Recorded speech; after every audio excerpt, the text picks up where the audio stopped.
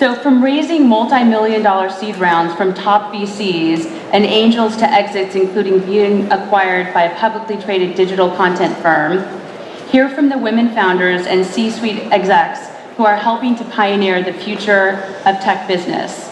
So first, we're just going to go around this way. If you could take a minute or two to say your name and your company and a short description of what you guys do. Sure, thanks for having me. My name is Courtney Montpas. I am from Demand Media. I was part of the founding team in May of 2006, so I'm probably the long timer here. We really feel like we are one of the pioneers of the tech space in Santa Monica. Myself, as well as the 4 other founders that started the company, really wanted to build out this area and feel like there was a lot of talent that wasn't being utilized. So we're excited to be here and still be here and be one of the largest employers of this area. We're right here on 26th and Colorado. We have over 300 employees in Santa Monica. We are leading the charge in digital media and content, and basically creating inspiring content, whether or not it be art through Society6, or humor through crack.com, or wellness through Livestrong, or anything how-to through eHow. We really feel like we're revolutionizing the way that content's consumed and how we're producing it. Hi, I'm Shara Senderoff. I'm the co-founder and CEO of a website called Career Sushi. We used to be Intern Sushi, which some of you may know us as. We are a reinvention of the way the millennial generation applies for jobs, making it much more visual and much faster and more reliable for companies to hire young talent. So it's all done through our site, no more resume, a visual presentation of what this generation really needs to be able to stand out. We have hundreds of thousands of kids on the site and almost 20,000 companies. We're working with all the major record labels, film studios, advertising agencies.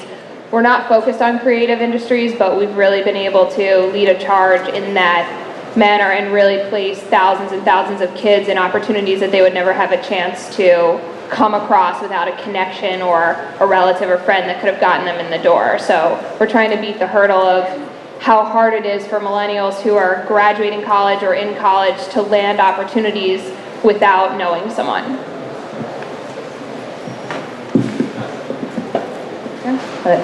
Hi, I'm Amanda Taylor. I'm the CEO and co-founder of DanceOn. We're the dominant programming brand for dance entertainment globally. I co-founded the company with Madonna, Guy Ossirian, and Alan Debevoise. And we recently did our Series A this past fall, and Nigel Lithgow came on board, as well as AMC Networks. And we're building an awesome multi-channel network on YouTube in the dance category. Hi, I'm Sarah Penna, co-founder, chief creative officer at Big Frame, which is also a YouTube multi-channel network. In April, we were acquired by DreamWorks and merged with Awesomeness TV. We work with about 300 different content creators, connecting them to brands and advertisers and helping them grow their audience. I'm Talia Goldstein. I am CEO and founder of 3 Day Rule. We're a premium matchmaking company, and we have a curated online dating site as well. Most recently, we were funded by Match.com, and we're now serving as their premium matchmaking service. My name is Laura Klein, and I'm co-founder of a new media company called Organic Authority, and we publish 2 websites, organicauthority.com and ecosalon.com. In the conscious and healthy living niche, we publish content daily about recipes. We cover food news, healthy alternative living tips. EcoSalon is about conscious culture and fashion for women. Thank you. And how did you start your company or get involved if you're not the founder? And what really is the ultimate goal that you're going for? So I got started as one of the founding teams when our previous CEO, Richard Rosenblatt, for those of you that may know him, is pretty well connected in this area, had reached out to me. I was at Yahoo at the time. I had been at Yahoo for almost 6 years. Overture prior to that, it was acquired by Yahoo. And came over, and we basically created and funded, our first round was $120 million. And we really wanted to transform the way that content was created and consumed. So yeah, almost 8 years ago, we were able to look at the way that content was being created and be able to create it in a way that would enable anyone to do it as either a side job and or in a more premium format. And we feel like we're really now taking that to the next phase. So I founded my company about 2.5 years ago. Prior to that, I was in the film business, producing movies, sort of climbing up the ranks of developing feature films and web properties. And from that, I ended up pitching to my boss, who was a big television and film producer, the concept of intern sushi, and we had really reinvented our internship program at the company and really streamlined it so that we never had to hire an entry-level position out of that pool. And from that, he became my initial seed investor, and I partnered with him and then leveraged a lot of relationships of mine in film and television to fund the company to date privately. So I definitely had a very interesting out-of-the-box route to coming out of the film industry and launching a startup that leverages Hollywood in a way that creates access that was previously inaccessible to companies that feel, like I mentioned before, you have to know someone to break in. So we sort of took I was in the storytelling world and I moved it into another form of storytelling to allow other people to tell their stories. I started out in management for dancers and choreographers, and I noticed what was happening on YouTube in other categories, and that small businesses were being enabled for gamers and for beauty gurus and for other kinds of talent in different categories. But for dancers, it was a little bit more of a complicated issue, and they weren't monetizing, and they were having trouble getting promotion, and there were just a lot of needs. And so I decided to start DanceOn specifically to help dance artists on YouTube. And then that idea evolved and became bigger, and it really started to become about the dance community at large and creating great programming in the dance category. And a lot of things changed, I think, when we received the YouTube grant as part of their 100 Premium channel launch. And I moved the company from New York to Los Angeles when that happened. And it's been an interesting journey since then. I've been managing YouTube talent since about 2009, and we founded Big Frame in 2011. So I was working for one YouTuber named Phil DeFranco and started realizing there's a lot of YouTube talent out there that don't have management. You know, way back when, it was, agencies and traditional management companies were not interested in the YouTube talent because there wasn't a clear path to monetization, and it was this weird new thing, and they were kind of like, well, we don't really get it. And so I was like, well, nobody's managing this talent. I think that there's an opportunity. So just started cold calling YouTubers, which is a really interesting experience. And I was like, you don't know who I am, but I'm managing these specific YouTube talent, and I really like your content, and let me see what I can do for you. And just started building my roster from there. And then when it got big enough where I really wanted to see if I could make a go of it, I brought on a co-founder, and we raised a seed round and kind of went after it in that way, and scaled and started to sign more people and actually hire managers and salespeople to help make the whole company work. I was a television producer for E! Entertainment on True Hollywood Story. But I would spend most of my days giving relationship advice from my cubicle. So I matched pretty much my entire True Hollywood Story department and most of my friends, and I started hosting singles events around town. And the first event started in Santa Monica at South for about 20 people, and within months we were taking over huge hotels with 600 singles. I'd look around and realize that everyone was just busy professionals. They were all amazing, like entrepreneurs and attorneys and publicists that just didn't have time for online dating. So I quit my job and I started a matchmaking company. And that was pretty successful, but I realized it's impossible to scale matchmaking because you have to meet everybody. So I raised a seed round and built a curated online dating site. And so that's what we have now, where you can sign up for curated online dating, and then we have matchmakers in all these different cities that have a more personal touch. I started Organic Authority purely as a hobby about 9 years ago. I was in entertainment. I had gone to culinary school on nights and weekends, and I needed to figure out what to do with my life. I knew I could write about food. I was passionate about it. I discovered organic food in culinary school and studied the science behind what makes organic and conventionally grown food different, and I had a huge paradigm shift. And I saw directly how America's burgeoning health crisis, like 10, 12 years ago, was directly related to America's food supply. And I felt America had been duped on what they're eating. And I knew I could write about it. And I have a co-founder husband who's a programmer, and he could build a website. And so I launched it. I decided to go full-time about 4 years ago, focused on it 110%. We've blown it up. We acquired our second website a year and a half ago in the same conscious, healthy living niche, eco salon, but focuses more on like fashion and beauty for the modern conscious woman of today. And we're growing both. Great. What's the one piece of advice that you would give a woman who's starting a new business today? Trust your instinct. It's called a woman's intuition for a reason. It actually works really well.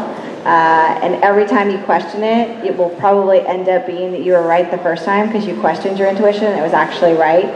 That would be my number one, especially if you are working in a man's world. Oftentimes, I feel like it comes in so handy, and you question it if you're questioned, but I would say trust yourself. And then the second thing I would say is be very picky about who you hire. Hire slow and hire smart, don't hire fast. It is much harder to get rid of people than to get them in the door. So if you interview someone, walk out and say, I love them, I cannot live without them, I must hire them this second. If there's an ounce of you that questions it, don't hire them.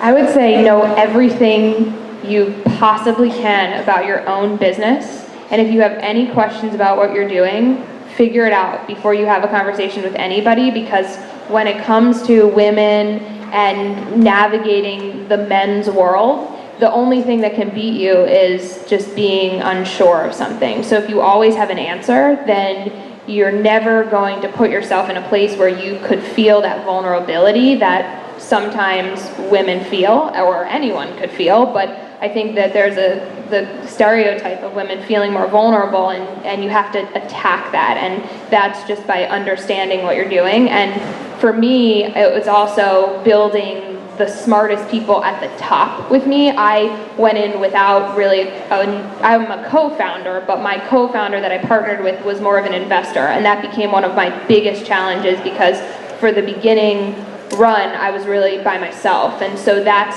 women or men, a really hard thing to do, and something that, of course, everyone tells you not to do, so really don't do it. I think if you're thinking about launching your own business, just do it. Basically, no one's going to give you permission, and I think one of the hardest things is giving yourself permission. And I know for me, I didn't feel like I was ready, and I wasn't. But I think that no one really is, and you learn as you go. It's impossible to prepare and to know what's going to come in front of you. It just will appear, and you'll figure it out as you go. I would say it's always worse in your head than in reality, at least for me. For example, when we were going through our acquisition, I was just found out that I was pregnant, and in my head, I was thinking, this is going to ruin everything. No one's going to take me seriously. Everyone's going to be freaked out buying a company with a pregnant co-founder. And when I told my CEO, I was like, I'm so sorry. And he was like, what do you mean? I'm so excited for you. We're so happy. Like, this is great news. So all the sort of hurdles that we have as women, typically, if you just confront them head on, are so much worse in your head than the reality. And the other thing I would say is that LA has a really awesome community of women that want to help each other, that want to support each other. So take advantage of it. And I'm sure every woman on this panel would be happy to talk to you, have coffee with you. It's a really, really cool thing that we have in LA, so take advantage. Ditto on all of the pieces of advice. I would say that opinions are just data points. Everybody's gonna have an opinion, and many times people told me, get out of the dating space, it's so saturated, you're not gonna be successful. And one time I listened and I shut the company down and I started another company because it was the trend. And I blew my life savings and it was a huge waste of time, and if I had only stuck with what I was passionate about, I wouldn't have gotten myself into that situation. So if you truly believe in what you're doing, follow your passion, and nobody knows the business more than you. So listen to other people's opinions, but ultimately trust yourself. I so agree with that. Oh my God, follow your passion. One thing that I had to learn quite early on was focus on your strength and delegate as much as you can, as fast as you can. I wish somebody had told me that piece of advice like day one, and maybe it wouldn't have resonated on day one, but once I realized that, that literally changed my life. And passion, going back to passion again, it can fuel you. It'll take you through the lowest of the lowest moments and get you up in the next morning and ready to take on the day. What's the greatest challenge? What's the greatest challenge that you faced into getting to where you are today? I would say for me, it sounds cliche, but I'm blonde, and I probably look a little bit younger for my age than I actually am. And so I think oftentimes if I'm in a meeting or I'm with senior folks outside of the company, they're sort of taken aback. So I would say the challenge of just getting people to take me seriously out the gate and just say, I know my shit and you need to take me seriously. It continues to be something that I'm aware of when I'm out and about. This is going to be fairly specific, but I feel like it will connect with the people who are working in this space or in a business like this. But my greatest challenge was building a marketplace, because I had to build 2 startups in one, because I have to focus on the companies on my site and I have to focus on the candidates on my site. And that was something that going in, I was aware of where my ambition was and what I was going towards, and I did the research of both sides. But I didn't really realize in the first few months, that I was building 2 separate businesses and that they were going to intertwine, but that every day I was going to have to make sure I was balancing both. And there is a way to do that successfully, but it is just a heavier challenge and a heavier weight. And so that's just something to think about when you're building a business that is a marketplace or that doesn't focus on one kind of user, to make sure that you're prepared before you run out of the gates with how you're really going to not only attract those users, but then manage them once you're on the site and make them successful once they're on the site, and then make them successful. And in whatever that may be, whether it's an online marketplace or just a general business that has 2 sides, that was the biggest challenge for me. I struggle, I think, with being inside the office and outside the office, and like being in the process of raising money while also managing a team. I think finding that balance is tough, and it's really important, and getting really great executives is crucial to make that work. I would say staying focused, especially when you're going into a space that doesn't have a clear path, or people haven't walked down that path before, and you're kind of inventing something. There aren't templates to go by, and there isn't someone saying, oh, this worked in the past, this didn't. You're kind of doing, I have this saying, like, I feel like sometimes I'm sewing the parachute as I'm jumping out of the plane. And it really, it really is that way, and you have to, there's so many options and opportunities and people pitching you cool apps that they want you to work, and it's so easy to get distracted and pulled, your focus pulled, especially if you're raising money and you're out of the office. And it's really just being laser focused, I think was probably the biggest challenge for me. I think fundraising was a huge challenge. We were I had a business partner, and we were introduced to all these really amazing investors, but they were all married and had never online dated before, and so they couldn't wrap their head around how we were different. And so we'd get really far in the process and then nothing would happen. And it was only until we figured that out, like, this is why they're not giving us money. We found every single angel in LA and we went to them and they totally got it and gave us money. So just make sure that the people you're pitching understand your space. One of the biggest challenges for me was just absolutely knowing nothing about tech and not knowing anything about how to drive traffic, in a business that is really predicated on driving large amounts of traffic. Today we've really kind of mastered that and we're really good at it.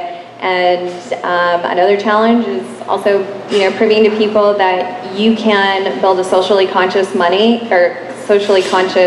company and make money at the same time. It can be done. So I know what it's like to obviously run a company, try to have a life, raise money, team, all of that stuff. So, and we're kind of hearing this theme. So what is your personal secret sauce that keeps it all together and keeps you from like literally melting down?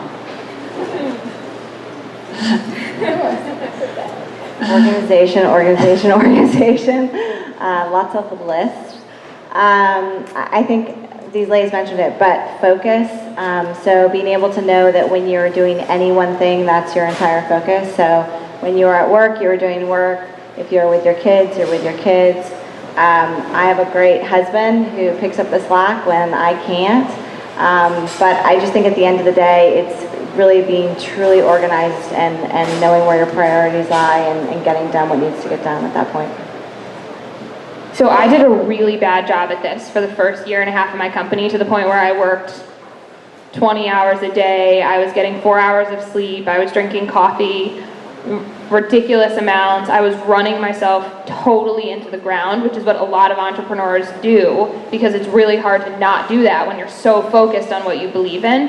But over the last 6 months to a year, I've made it a point to work out an hour a day. So I religiously do bar method. I walk out of my office for 20 minutes a day. No matter what I have, I'll cancel a phone call to walk outside, walk away from my building into a neighborhood that's near my office, and literally just look up at the trees. And it has changed my life, because I feel like when you run and you run and you run, which we all know, it's not going to help you. You're not good. You don't communicate well. I found that what is most important to me in my life is to be kind to people, and I found that I was sacrificing that because I was so zeroed in on, we gotta get this done, we gotta get it done, and I was speaking to people in ways I didn't want to because I was just being so zeroed in on what we had to do. And as soon as I just opened up my life to relaxing and not thinking for an hour a day or an hour and 20 minutes, it drastically changed the way I approached everything, even my family, even my friends, and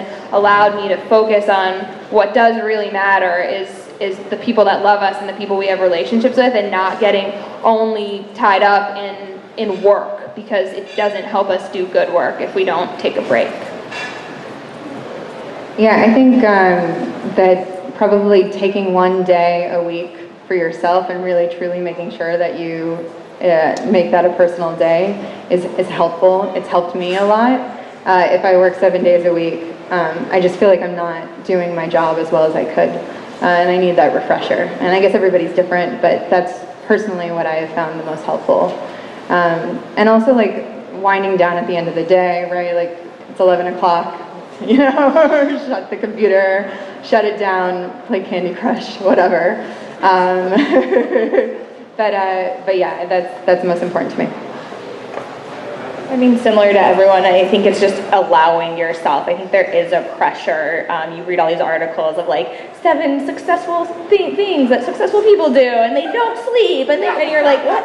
No, you have to get out of that mindset and allow yourself to sleep and allow yourself personal time. My husband and I will have dinners like once or twice a month where we don't bring our phones.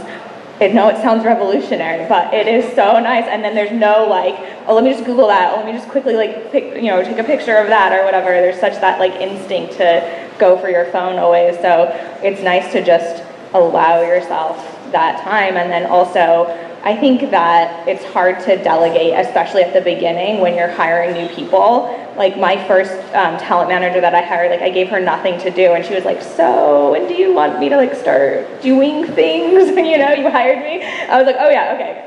So, you know, like delegating and again, like mentally allowing yourself, like, okay, if I relinquish control of this thing, it's going to be okay. It's not going to fall apart, and trusting that. And going back to, you know, hiring good people where you can trust them. It's like a therapy session for me. I don't do any of these things, and I really should. I have a baby, and I run the company, and honestly, I'm 24/7, and I have a migraine now, and so I'm going to do all these things. I'm going to go to Bar Method and take a walk. Yeah, I think they're right. It's really important.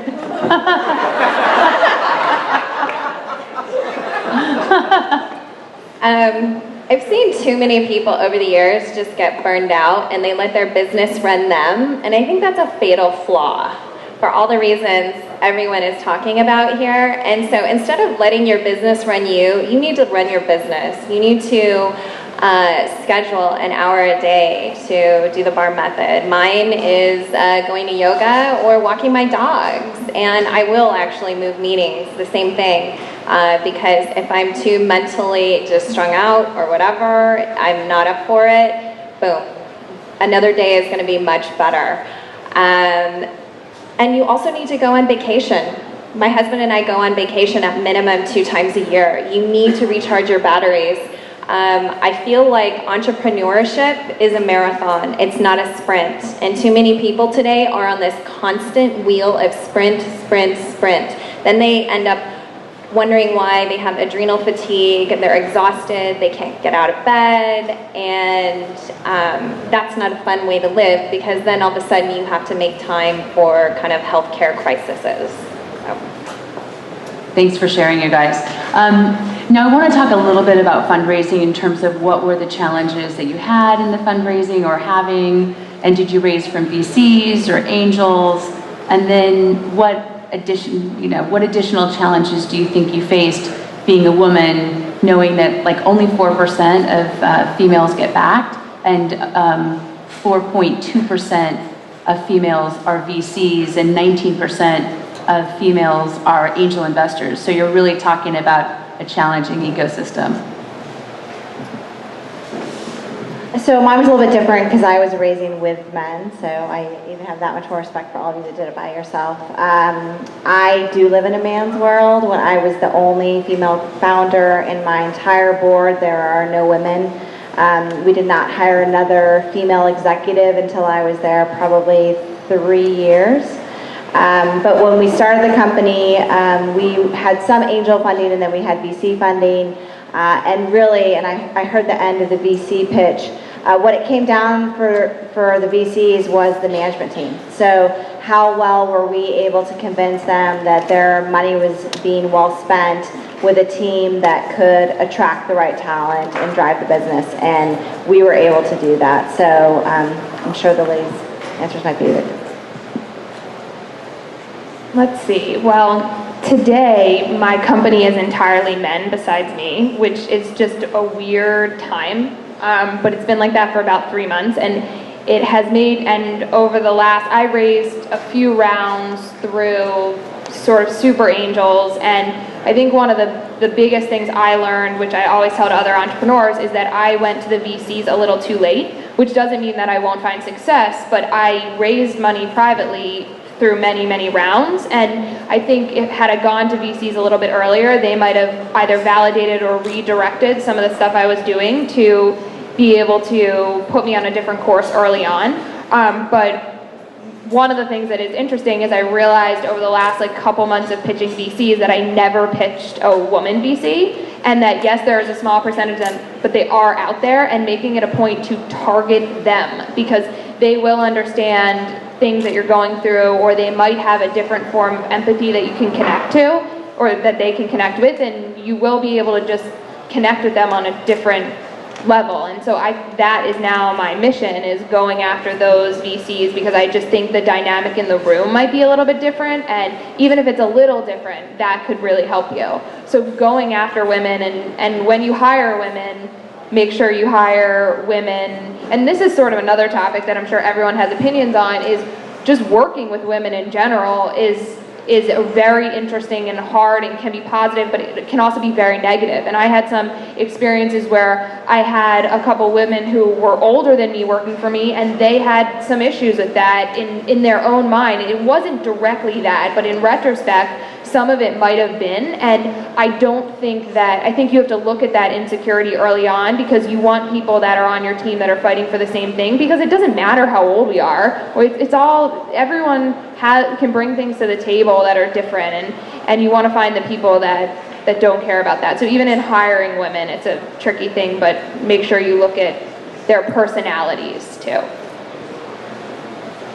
I think ageism can probably work both ways though, right? So yeah, I have a lot of female executives and I'm super supportive of them and have had a really good experience. And actually, I think on the fundraising side, being a female and I think probably bringing a sort of female category to light, which is dance, it's been helpful to be me. And I think that a lot of my investors get a kick out of the fact that they've got this kind of cool young female CEO.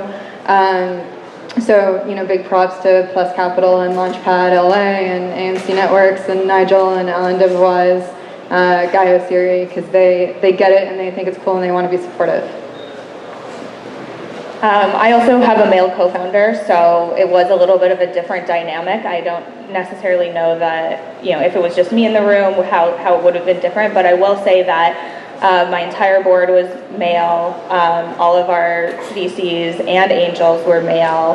And the one kind of female VC that I really connected with is Dana Settle, and her company had already invested a lot in Maker. So she actually was a wonderful resource for me, and we became friends. And I was able to talk to her about this space, and that was really wonderful. But she couldn't invest in me, so it was definitely challenging. And I think, to your point, I think the biggest challenges that I've had in my career have come from other women.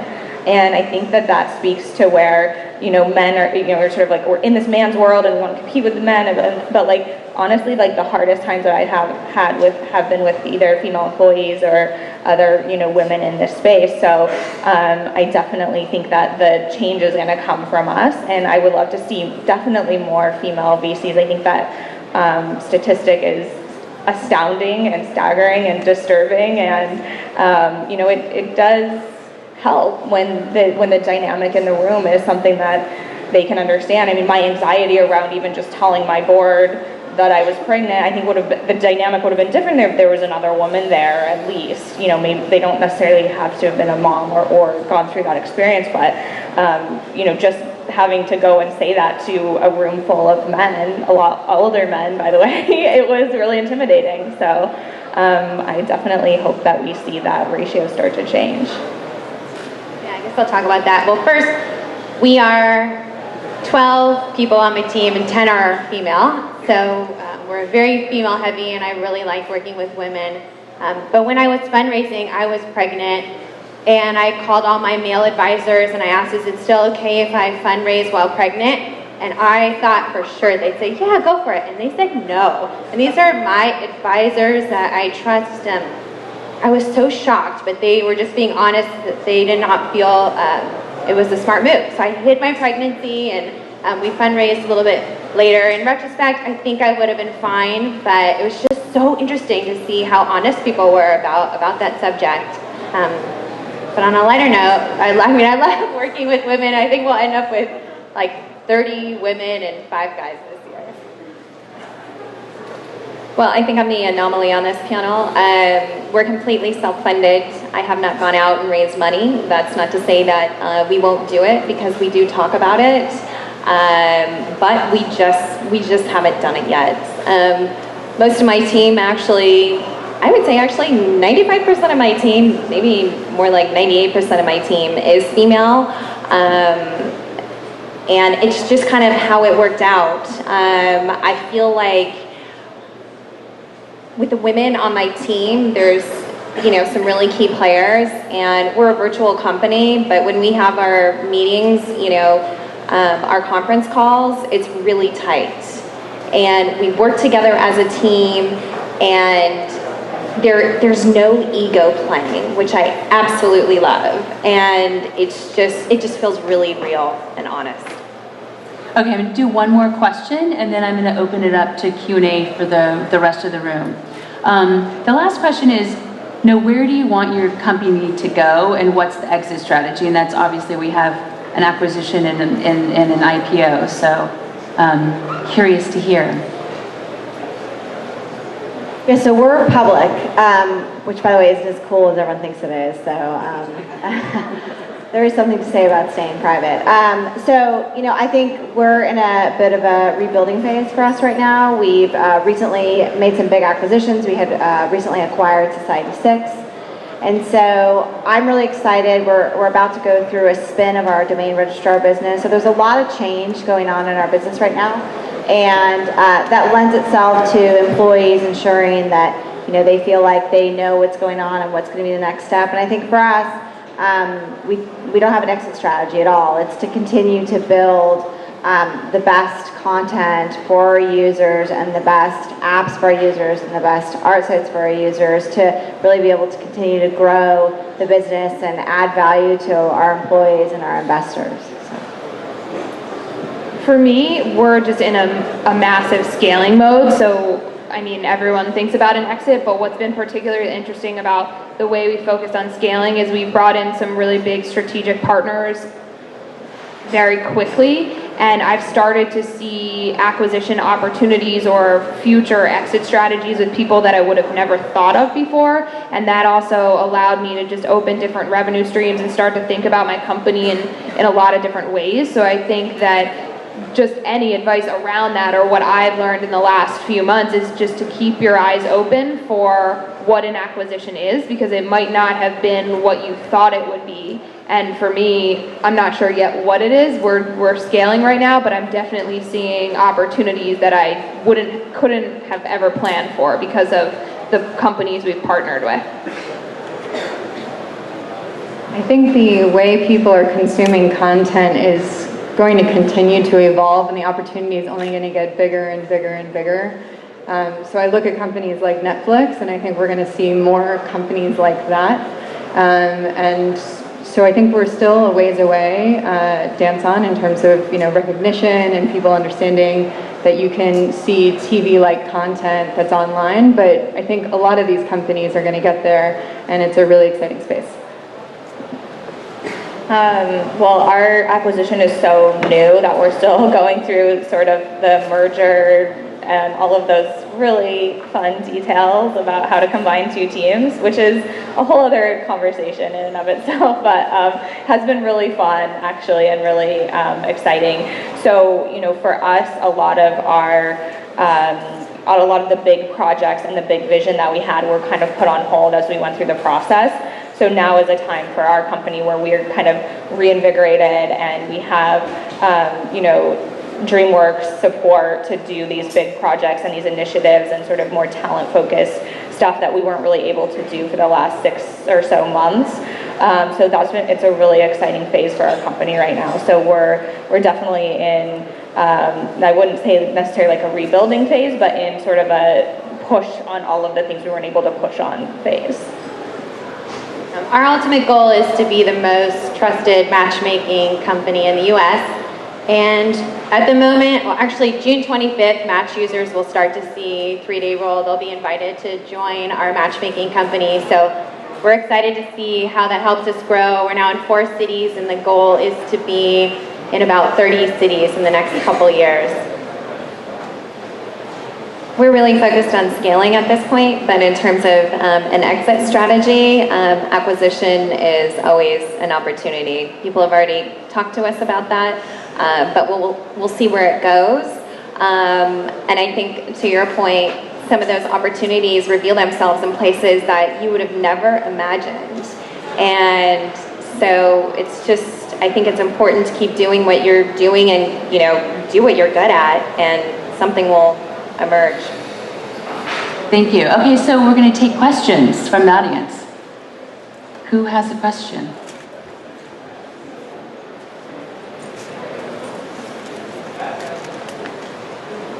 Question for you guys. So one of my co-founders, I have two, and our first employee are women. And you know, it wasn't by design, it just sort of happened. And we think it's made us a lot stronger team as a result. I think it's really interesting to hear one founder whose entire team is men. And you know, was that by design, or did it just sort of happen? And do you think that you would be stronger with a better gender balance? Well, that's me. It was a total coincidence. It just happened that I had let a couple of women go and I replaced them with men. And to be perfectly honest, it's very hard for me. It was not something that I anticipated being difficult. I am a bigger football fan and I know more about football than every man in my office. But there's still a balance that is needed in a company and energy that people supply in every different form that I think creates something special. And for me at the moment, I am really struggling with it. So I'm trying to figure out who it is that comes in, and it wasn't something I ever expected. But I do think it's important that, for me as a leader, it's not that my employees don't respect me. They do greatly, and they come in and they listen to what I say, but it's hard to not have all male energy. And so we know what that can be like. So it's just nothing I've ever really experienced before. So I'm trying to get another woman into my office because I think it will help me. I'd also say like any kind of dynamics in an office are good, whether it's men, women, like we like to hire people from different backgrounds, you know, maybe we love this person but they have no management experience. That's okay. You can, you know, we can teach you how to be a manager. If you're a really amazing personality, you have the personality to be a talent manager, then we'll help train you on that. So any kind of, you know, a more rich, you know, office environment is always a more fun one to work at, and you'll be more successful in the end. Another question? Wonderful panel, by the way, thank you. My question is your company profitable? And if so, how many years did it take you to get there?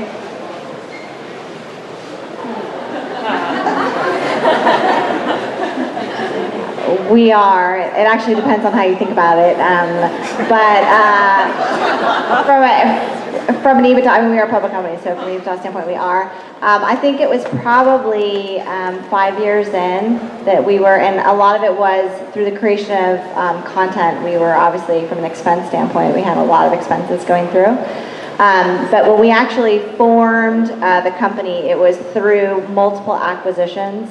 And many of the acquisitions in and of themselves were profitable when we bought them. So that played into it. We're not profitable right now. I wish we were. That would be fun. But I think that in reality, we will be there in about, hopefully, 1.5 to 2 more years. But I knew going into this that I was going to be deep in the hole before we came up. And when you're building something like a lot of the companies that are around and still have no idea how to monetize and are just building big businesses, you sort of have challenges that come along with that. I mean, it would be great to be profitable early on, but I think that you can learn, it has to do with the type of business and when you see that. And I have a couple more years until I get there, but I can see now the path to that, and so that's really helpful. We closed our Series A in September, and we have the path to profitability before the end of the year. So knock on wood on that one. We were not profitable when we got acquired, so, but now, I don't know. we're part of DreamWorks, so yes. Oh, you guys. We're working on it, and hopefully within the year we will be. It took us a couple years to get to profitability. So I never imagined building a business that wasn't profitable, but somehow we did it. We'll take 1 or 2 more questions from the audience.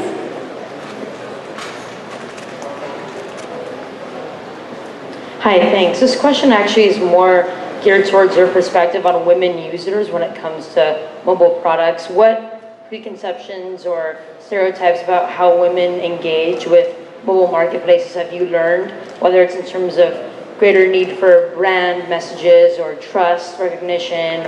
What have you learned about women as consumers versus their male counterparts?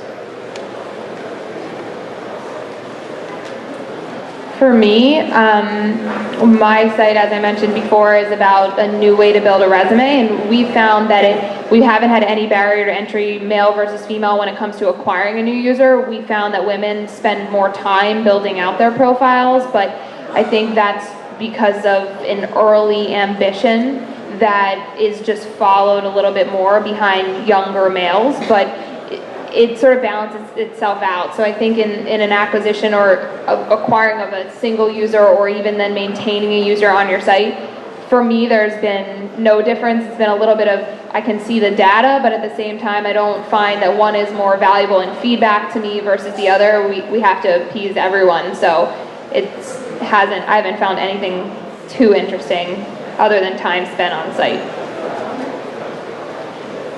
I think you really have to take the time to get to know your user, the woman who you're targeting, whether it's on mobile or desktop, because once you really zero in on that, on who she is, and you create a profile of what it is that makes her tick and why she would come to you and what problem you're solving for her, then that's where kind of like the synergy happens. That's where the magic happens. Can we just take one last question? Hi. As a new female founder, I really appreciate the range of styles, businesses, personalities, and attitudes represented here. And just out of curiosity, to what extent have you had to tailor your personal style in order to compete in the businesses you're in? You know what, I'll answer that for a second, which is, for me, I think it's so important to help other women. So I had a company, I sold that company, then I did angel investing primarily in women-owned businesses. I have Tuesday nights, which helps women put on women panels. So for me, I think it's my personal preference is to understand the challenges that I faced, and then to try to do something actively about it. And to also just be straightforward and authentic. And then just remember too that we're people, we're all connected. I don't care if you're a man or a woman, but it's like, let's just get this done. I think so often people have to pretend like everything's okay, everything's fantastic, my company's doing so well, and I think it's so important to be transparent so people can actually learn from your experiences, and it's a roller coaster ride, but the lessons, I think it's so important to explain what actually happened. So I don't really tailor anything. I think one interesting thing is I haven't tailored myself at all, but I've taken what I've learned about myself and become an entirely different person as a result of the obstacles that I've had to overcome and the empathy that I now have for everybody who's going through trying to accomplish anything. And so I think you just see within yourself when people ask the question of, well, who inspires you and what leader do you look up to? I don't look up to any leaders. I look up to everyone that's in this room who is trying to do something. And I think that you'll learn about yourself as you'll tailor yourself to be just better than who you were as a result of what you've seen other people go through and what you've gone through. I think the times that I've tried to tailor myself to something, like an image I thought I was supposed to be, I felt totally flat and it didn't work. So just sort of going back to believing in yourself and the intuition that we were talking about at the beginning, it's so important. One thing I really learned also is that it is important to be a public face of your company. Well, depending on what kind of company you have. For me, it was really important that I go out and I talk to press and I do panels and I interact and I go to Tuesday nights and sort of building a community. And because you become sort of this, the face of your company, and people want to then work for you and follow you, and you become a stronger leader for that. So that's one thing that I really learned is to go put myself out there and meet a lot of people and be very visible. It can come across as an ego thing, but ultimately it really is about people being a strong leader and people wanting to follow you because they can hear your vision, they can see your vision, and it's very visible, not just internally but externally. I was just going to say, I agree with Sarah. Anytime I try and be someone that I'm not, completely doesn't work for me. So tailor would not be a word I would say I would use. But I would say being real, the higher I have gotten in organizations, the more I feel like employees appreciate how real women tend to be, and how approachable you are, and how much, whether or not you're a man or a woman, if they're able to come to you, they know they're going to get the real you, and there's no facade. So I actually think that's something you can embrace as a woman that will get you further. That's it. I think we've run out of time. I just want to say thank you to all these fabulous rock star women that have taken their time to get here today.